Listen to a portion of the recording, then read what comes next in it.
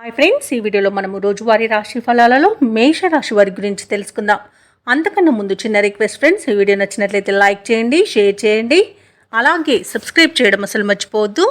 మీ యొక్క సపోర్ట్ నాకు ఎంతో అవసరం.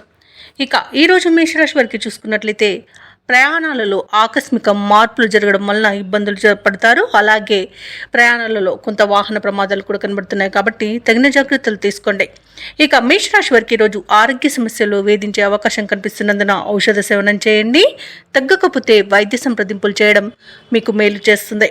అలాగే ఈరోజు మేషరాశి వారికి బంధుమిత్రులతో మాట పట్టింపులు కలిగే అవకాశం కనిపిస్తున్నందున కాస్త ప్రశాంతంగా ఉండండి. ఇక ఇతరులతో వివాదాలకు దూరంగా ఉండడం ఈరోజు మీకు ఎంతో మేలు చేస్తుంది.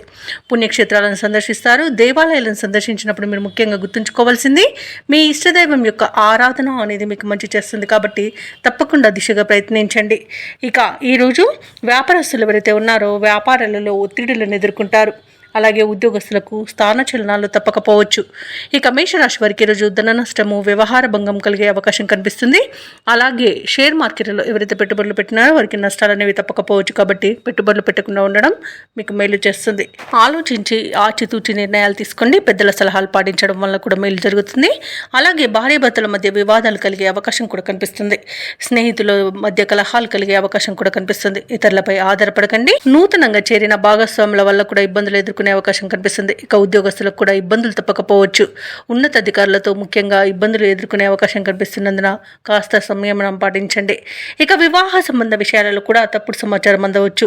ఇక కార్మికులకు కూడా పరిశ్రమల్లో ప్రమాదాలు జరిగే అవకాశం కనిపిస్తున్నందున కాస్త జాగ్రత్తగా ఉండండి. ఆర్థిక వ్యవహారాలలో కూడా గందరగోళ పరిస్థితులు అనేవి నెలకొంటాయి.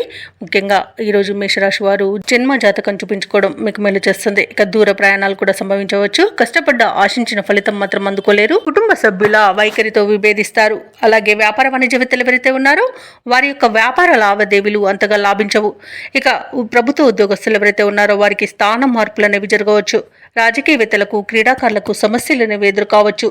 విద్యార్థులకు వచ్చిన ఫలితాలు నిరుత్సాహానికి లోనయ్యేలా చేస్తుంది. అలాగే మహిళలకి మానసిక అశాంతి కలుగుతుంది.